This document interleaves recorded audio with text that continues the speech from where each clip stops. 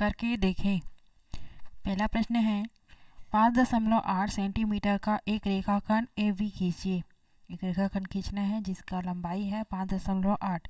अब उस पर बिंदु सी इस तरह लेना है। एक रेखाखंड खींच लेना है 5.8 सेंटीमीटर का। अब उस पर ए बी है रेखाखंड, उस पर बिंदु सी ऐसा लेना है कि ए सी अनुपात सी बी, ए सी अनुपात सी बी का अनुपात 3:4 रहे।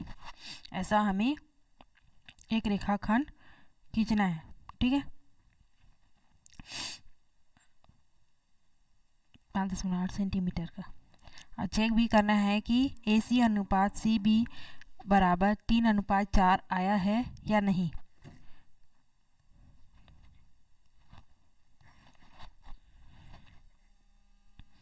पहला प्रश्न है करके देखे में।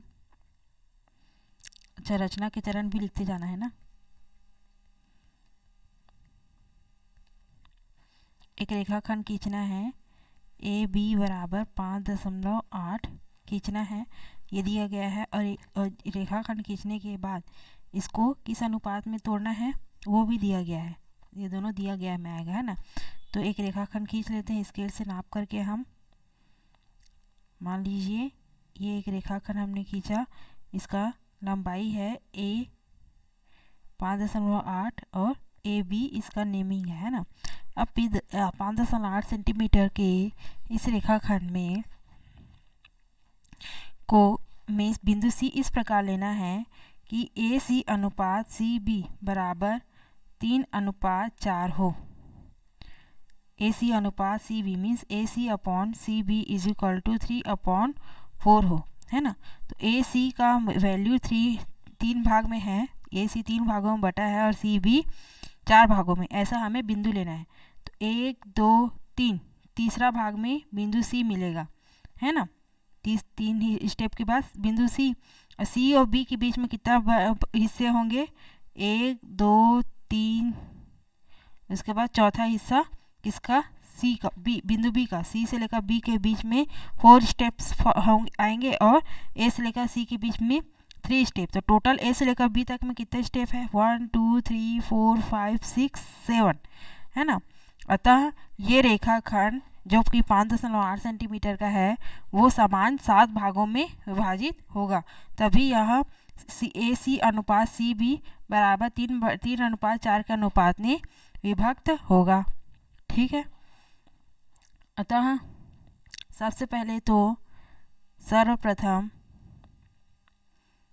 हमने क्या किया, ए बी बराबर 5.8 सेंटीमीटर का रेखाखंड खींचा।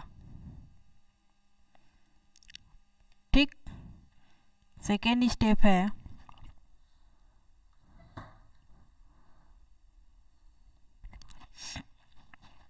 कि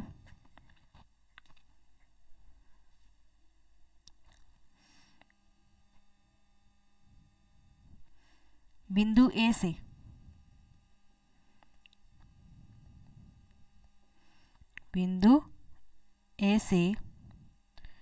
अभी के लिए इसको मिटा देते हैं, एक न्यून कोण नीचे की तरफ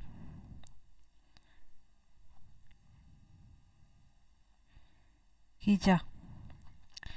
बिंदु ए से एक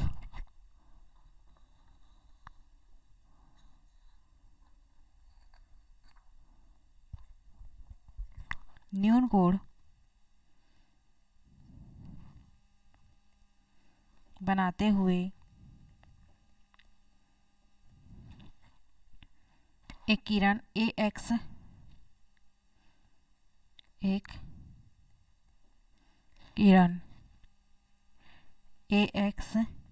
खींचा। ठीक, थर्ड स्टेप है कि AX पर 7 बराबर चाप काटा। ठीक, 7 क्यों, क्योंकि 3 और 4 भागों में हमें AC अनुपात CB के अनुपात में AB रेखाखंड को विभक्त करना है। इसीलिए 7 बराबर चाप हमने ए एक्स किरण पर काटा, 1 2 3 4 5 6 7। ठीक, अब इन्हें नाम दे दिया। क्या क्या नाम दे दिया? A1, A2, A3, A4, A5, A6 और A7। A1, A2, A3, A4, A5, A6, A7 नाम दिया। इन्हें A से लेकर A1 से लेकर A7 तक नाम दिया है ना, जहाँ पे सभी एक दूसरे के बराबर हैं। ठीक है, समान चाप है, इस वजह से। चौथा स्टेप है, अब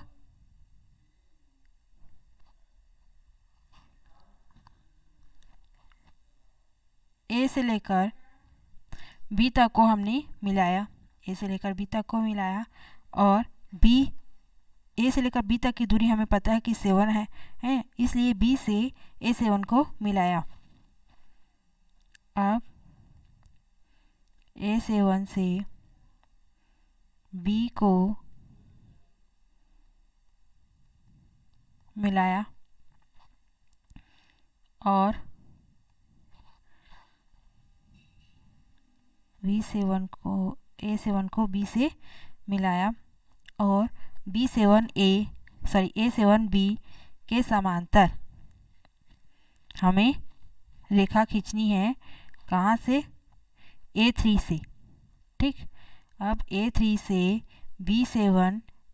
A7B के समांतर रेखा हमें खींचनी है। क्यों खींचनी है?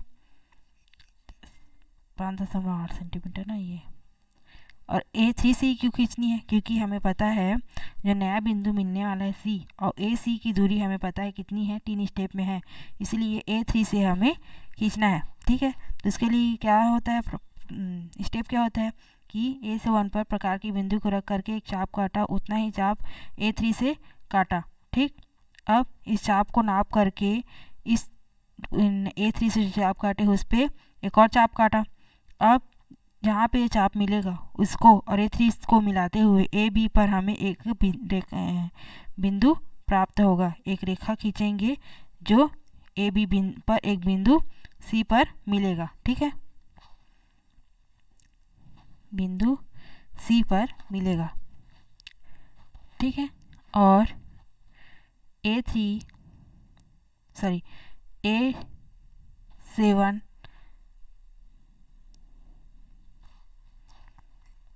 B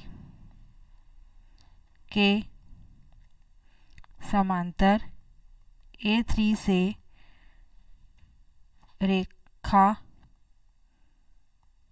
खींचा जो AB को बिंदु C पर प्रतिच्छेद करती है। एक रेखा खींचा जो AB को बिंदु C पर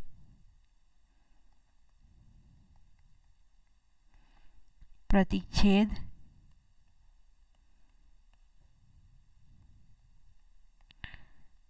करती है। चौथा स्टेप हो गया। अब पांचवा स्टेप,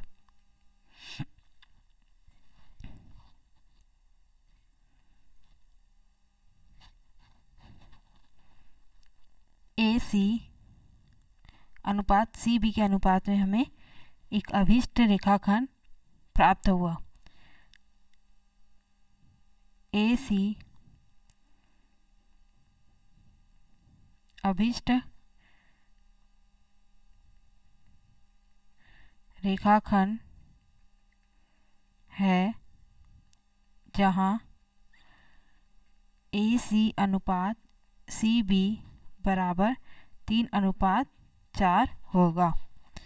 ठीक है, A से लेकर C, ACB या फिर ACB बोल सकते हैं ना। ACB एक अभिष्ट रेखाखंड है जहाँ AC अनुपात CB का अनुपात 3:4 के अनुपात में है। अब प्रमाण करते हैं सिद्ध। मान लीजिए एक त्रिभुज है AB और A7 और AC A3। ये दोनों त्रिभुजों को अगर हम क्या ले आए, थेल्स थ्योरम से कह दें कि इन दोनों त्रिभुजों की संगत भुजाओं का अनुपात बराबर है, तो ये जो अनुपात है वो सिद्ध हो जाएगा। AC अनुपात CB बराबर 3:4। ठीक है,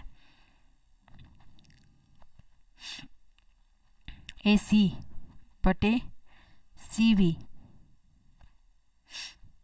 बराबर 3/4।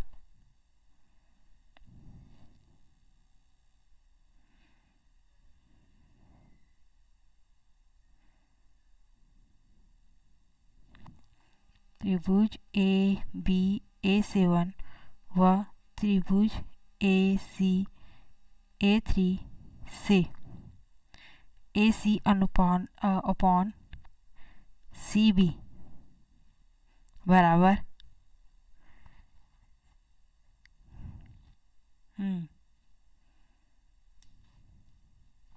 AC अपॉन CB बराबर A3 upon A7 sorry AA7 कैसे आएगा रचना से?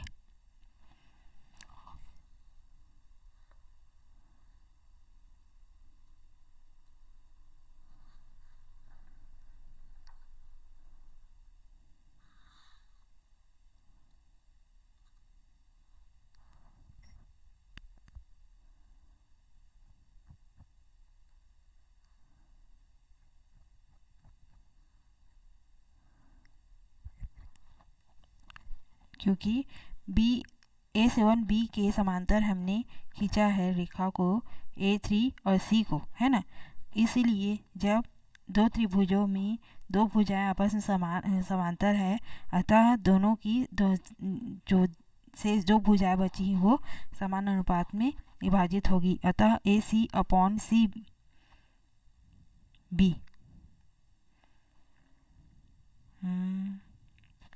हाँ, AC अपॉन CB बराबर A3 अपॉन A3 अपॉन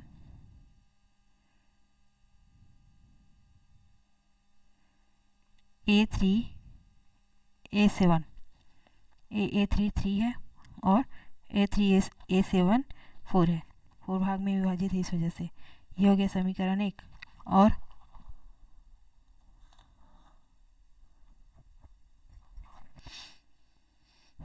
रचना से हम पाते हैं कि A3 अपॉन A3 A7 बराबर है A3 कितने स्टेप में है, 1 2 तीसरे स्टेप में है ना, और A3 A7 का दूरी कितना है, 1 2 3 4 दूरी पर है। अतः समीकरण 1 व 2 से जब A3 अपॉन A3 A7 के बराबर में AC अपॉन CB है और A3 अपॉन A3 A7 के अपॉन इज इक्वल टू में 3/4 है, अतः ये दोनों भी एक दूसरे के इक्वल होंगे। अतः AC upon CB is equal to 3/4 या फिर AC अनुपात CB बराबर 3:4 होगा। ठीक, इस प्रकार से इसका प्रमाण सिद्ध करते हैं। तो फर्स्ट स्टेप हो जाएगा हमारा रचना करना है, रचना के चरण लिखना है, फिर उसके बाद थर्ड स्टेप प्रमाण। ठीक है, नेक्स्ट देखते हैं इसके बाद करके देखे में ही दूसरा प्रश्न है कि फिर से एक रेखाखंड की रचना करना है जो किसी रेखाखंड AB का 7/5 गुना हो। दूसरा करके देखे में माना कि एक रेखाखंड AC का रचना करना है जो किसी रेखाखंड AB का 7/5 गुना हो।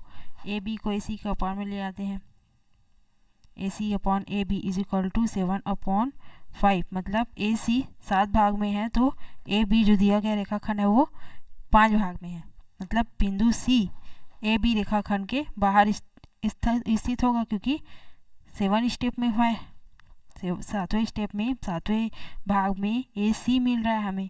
A से लेकर C कितना में है, 7 स्टेप में है, और A से लेकर B 5 स्टेप में है, इस वजह से, है ना, जो नया बिंदु प्राप्त होगा रेखाखंड के बाहर स्थित होगा। रचना के चरण।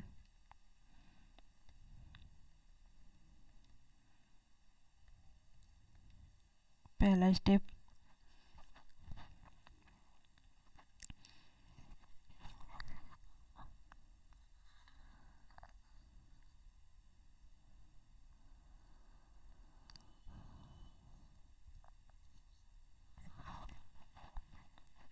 हमें एक रेखाखंड ए बी दिया गया है।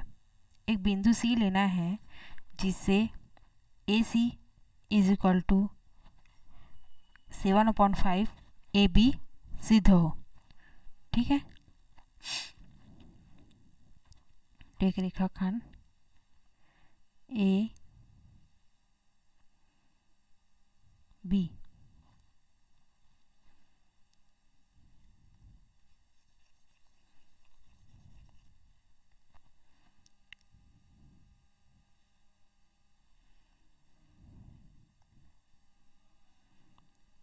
एक रेखाखंड ए बी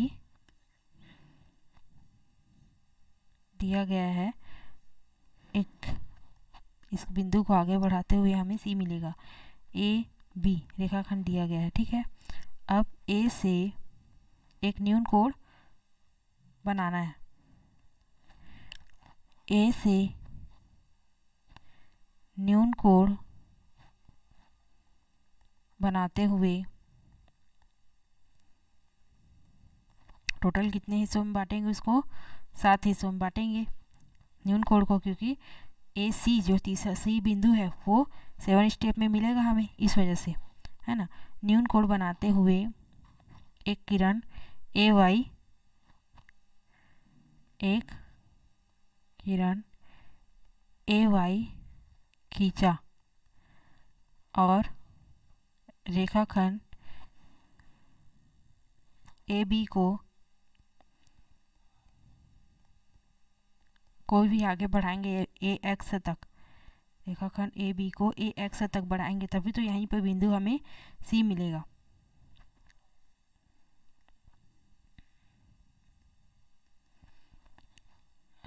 और रेखाखंड ए बी को एक्स तक बढ़ाया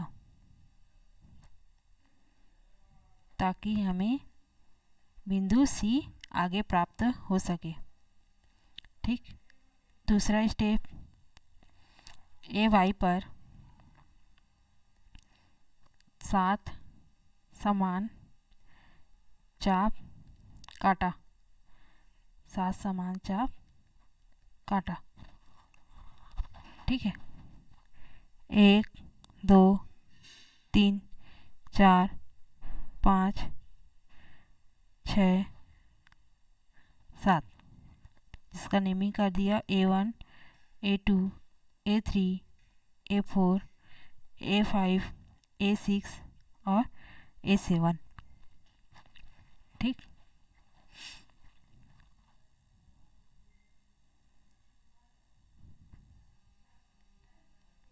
A1 A2 A3 A4 A5 A6 A7।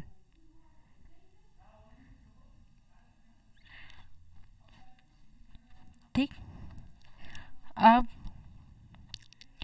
A B कितने हिस्सों में है वो ध्यान में देने वाली बात है। ए बी का कितना भाग टूट रहा है? 5 भाग। अतः बी को A5 से मिलाया, बी को A5 से जोड़ दिया।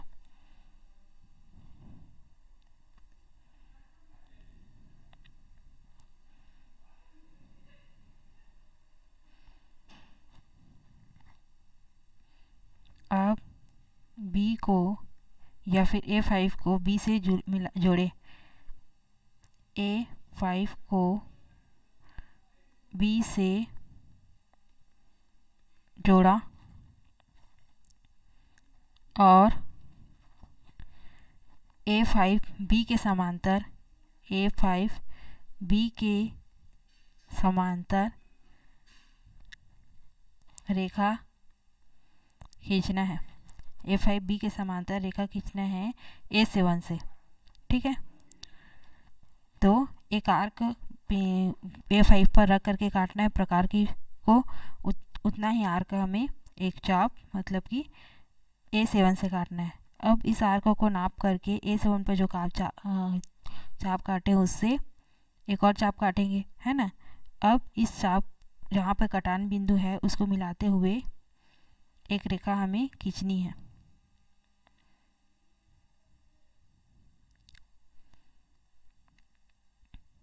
इस कटान बिंदु को मिलाते हुए एक रेखा हमें खींचनी है, ठीक है। एक रेखा खींचा जो AX को C पर काटता है, जो AX को C पर काटता है या प्रतिच्छेद करता है, ठीक है। चौथा स्टेप, ये बिंदु C है AX पर, ठीक है। अभिष्ट बिंदु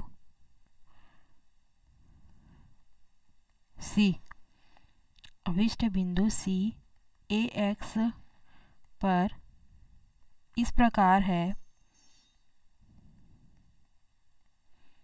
कि AC upon AB is equal to 7/5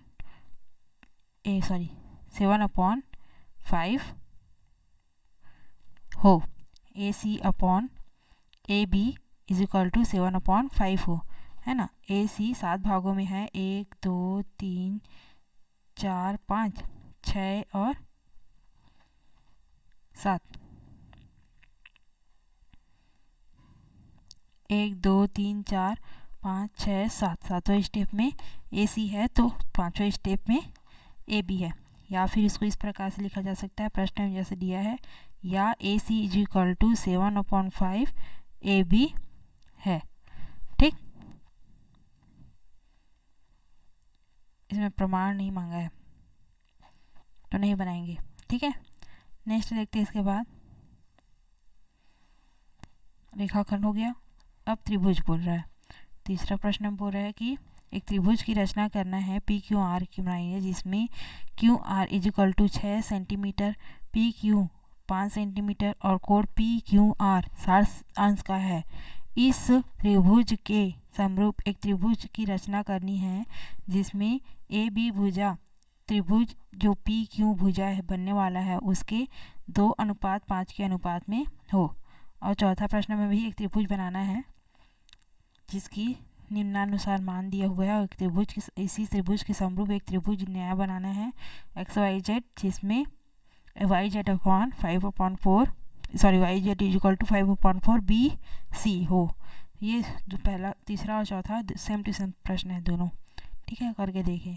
फिर प्रश्नावली में भी इस प्रकार से 4 प्रश्न दिया गया है जिसमें सभी में त्रिभुज की रचना करना है, ठीक है। तो इस करके देखिएगा तीसरा और चौथा, और प्रश्नावली 2 नेक्स्ट वीडियो में बनाएंगे।